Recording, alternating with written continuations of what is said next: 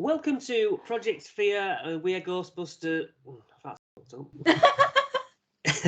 Welcome to this episode where we, two members of Whitehouse Investigations, discuss Project Fear, episode 3 of season 2. This is my teammate Lucy. Hi, Lucy. Hello. This episode we get a new location in this series, and it kicked off, if you recall, at Penhurst Paracon, and this goes way back to when they had been cancelled initially, because the Paracon was one of the first things they did. So whether they shot this first and then season 1 after, I'm not quite sure, but yeah, the Instagram things just didn't really tie up.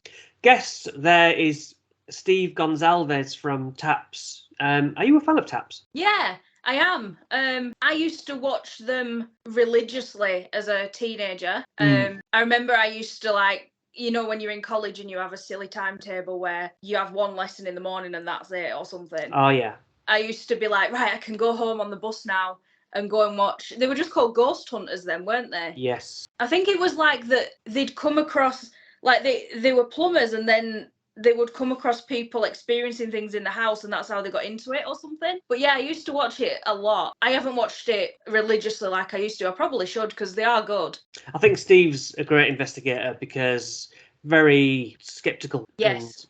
And he's just got a book out recently, so, a good purchase for Christmas. Yes, I'll put that on my list. Yeah. Cresson Sanatorium and Prison. I did a little research and found they're currently going through a court battle fighting suspension. Ghost hunts are on the pause because there's a dispute between the landlord and hydroponic farmers who do tours in the grounds. So everything's shut down while they decide who's got access to what. 40,000 patients from 1913 to 1964, known as the SAN, which was then the mental home.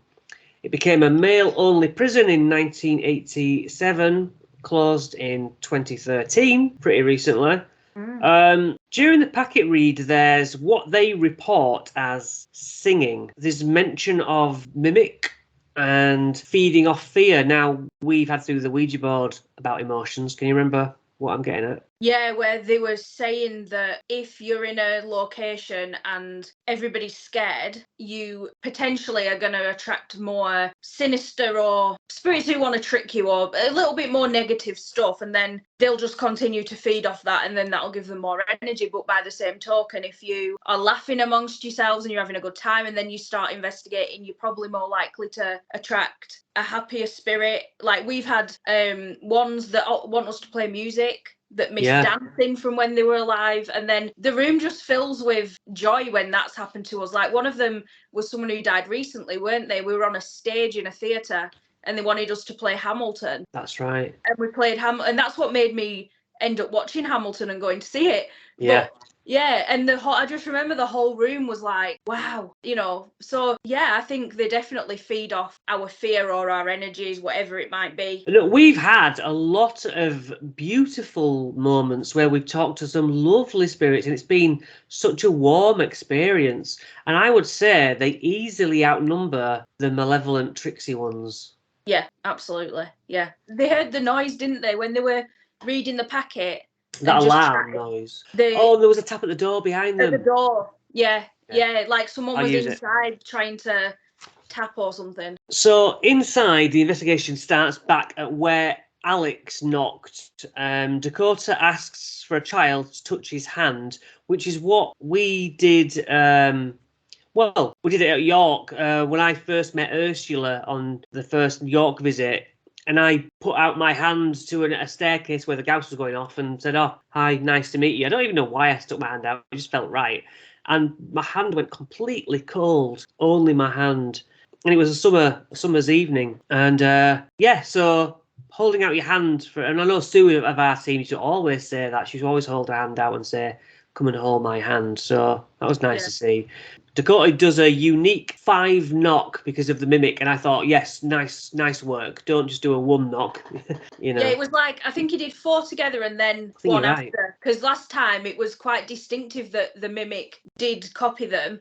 So I was glad to see that the knock was very distinctive. Because like you say, if you'd have just gone duh, duh, duh, You're probably going to hear that at some point, and you can, then people like us are going to say, well, it could have been a creaking floorboard. It could have, yeah. So that was really cool that he did that. Yeah, he got nothing back at that moment, but as we know, things can be delayed. In the basement, there's a brick wall where a shape was caught, and Chelsea suggests equipment. They hear an unexplained crash followed by a bat. Chelsea then pulls her back out, unfortunately, as recalling. That's so annoying if you're on an investigation and, you suddenly, I don't know, trip up and do something. You're in the dark, aren't you?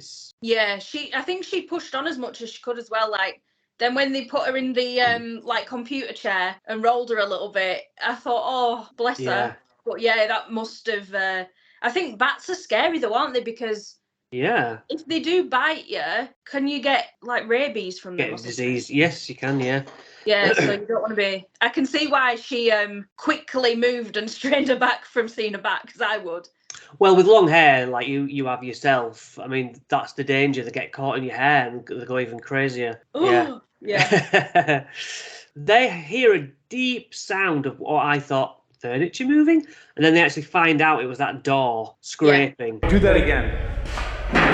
That's it. They tried to close us in the basement. And then something hits the floor near Tanner. He's like, what? Spirit box, and Chelsea's sitting down, loads of questions asked to the SB7. I did, perhaps, devil. It says devil again, and then devil again. Are you from hell? Yes. They list their names, as we've done before. Say one of our names. It says Tanner.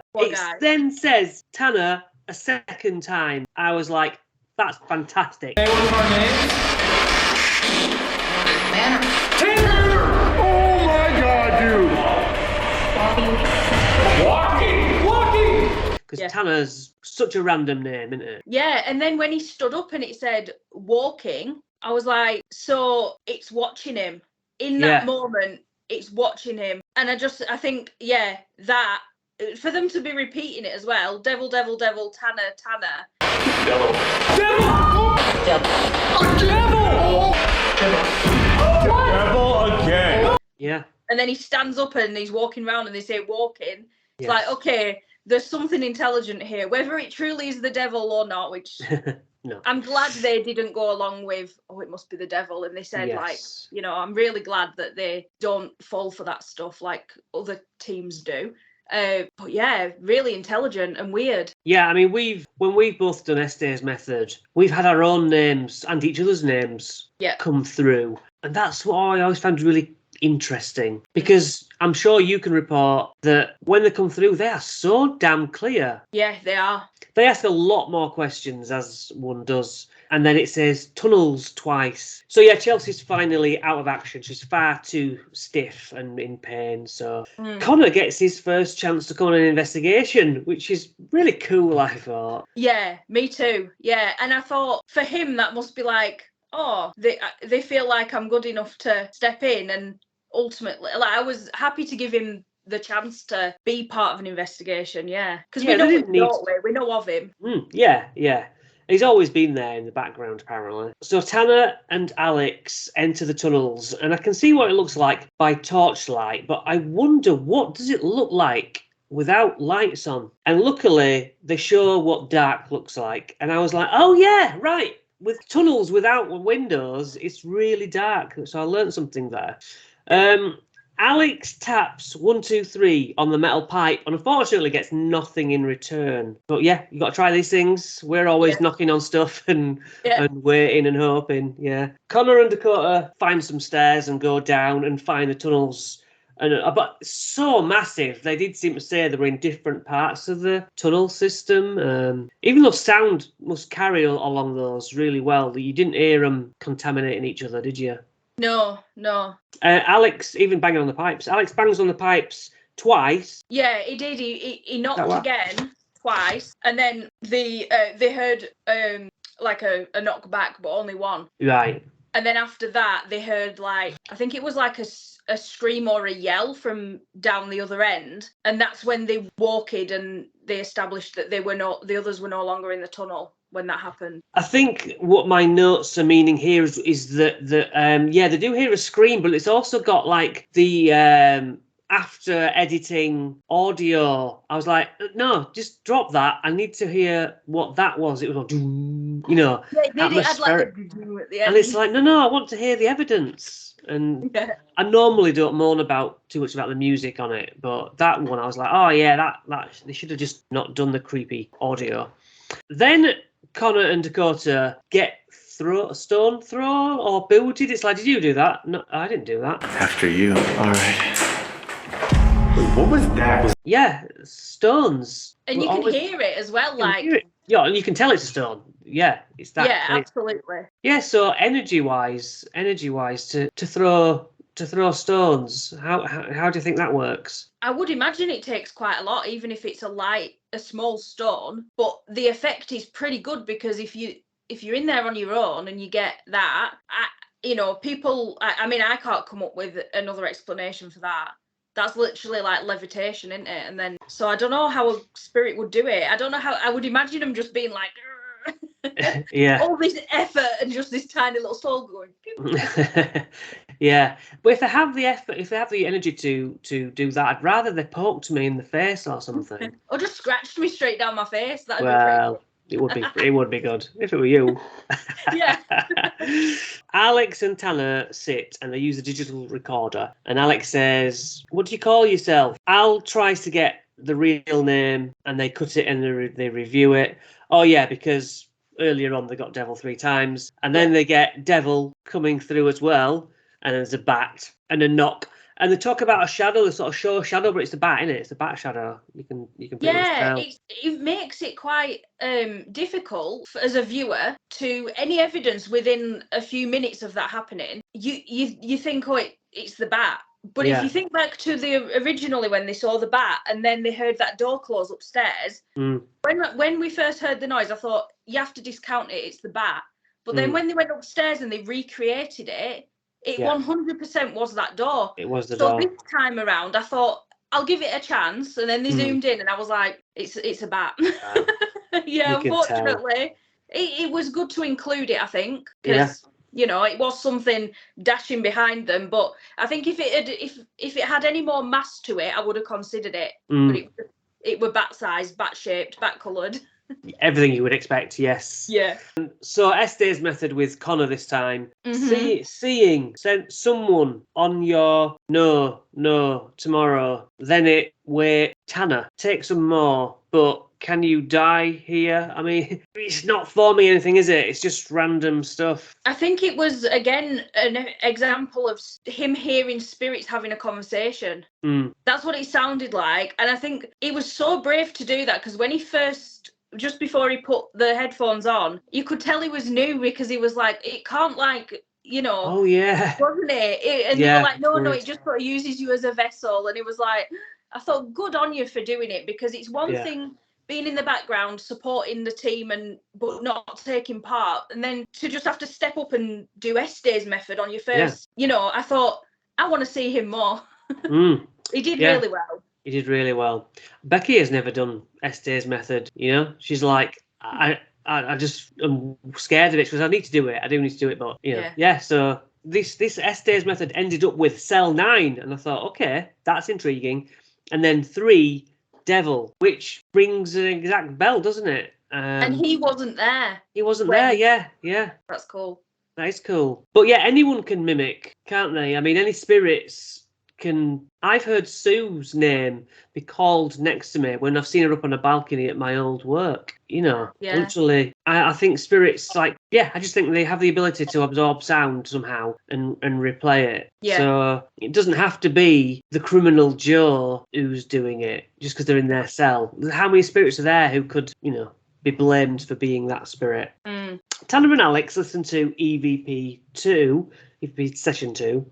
Did you feed off people's fear? I am fear. And I was like, absolutely not. I was the same. I was like, no, I do not. I just hear. Yeah. With the best will in the world. I love these guys, but I just wrote no 3 times. Again, I think it must be a thing of like, okay, maybe that's what he heard in the moment, but I definitely did not hear it. No, it didn't. I'm going to tell a story now, which throws my friend Si under the bus a little bit.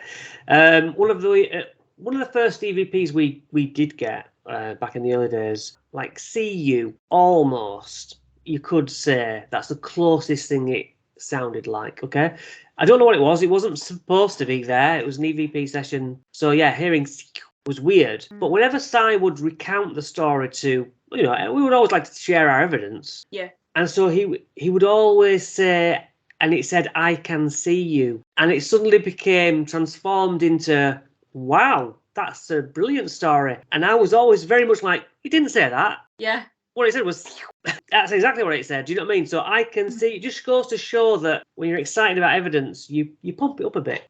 Yeah, and you when don't do tell it people. like to be deceitful. No, not at all. But you do it to like, because you're so passionate about, oh my God, but it does grow legs, doesn't it? Or it Yes. can do, yeah. Yeah. But luckily, with the TV program, you get to, generally speaking, hear the evidence. You can make your own mind up. Anyway, the mimic is a demon, says Dakota. That's Dakota's theory. I wasn't really on board with that. So yeah, prison cells and prisons seem like a great place that I would love to do. Yeah, because all that like negative energy and like, like longing for freedom, longing for your loved ones, and like anger, frustration. And I mean, everyone in prison says they're innocent, but some of them will have been innocent, and that turmoil. So yeah, the amount of energy and stuff that will have gone on in there, even at the very minimum, if you're thinking residual hauntings, stone tape theory, it's gonna be an incredible place to investigate. Even if you don't get anything intelligent, I think you're probably highly likely to get weird feelings and hearing doors closing and things like that. Yeah, we need to find one. Mind you, we did the police museum, which had a couple of cells. And do you remember you went in that solitary confinement sort of cell, right, thick door, and you heard something in there, but I can't remember what it was. But you had a good bit of activity in that room. Yeah, I did. It was hard, wasn't it? Because there were quite a lot of us there. But Too many of us. Yeah, but we'll definitely do it again with fewer of us, and Yeah, but yeah, horrible places. To think you're incarcerated for ages. Yeah, another good episode. I just like what they're doing. I'm happy with the way they're doing it. So more power to them. Well, thanks, Lucy, for helping me do this episode. Thank you. And I look forward to talking to you about the next one. Yes.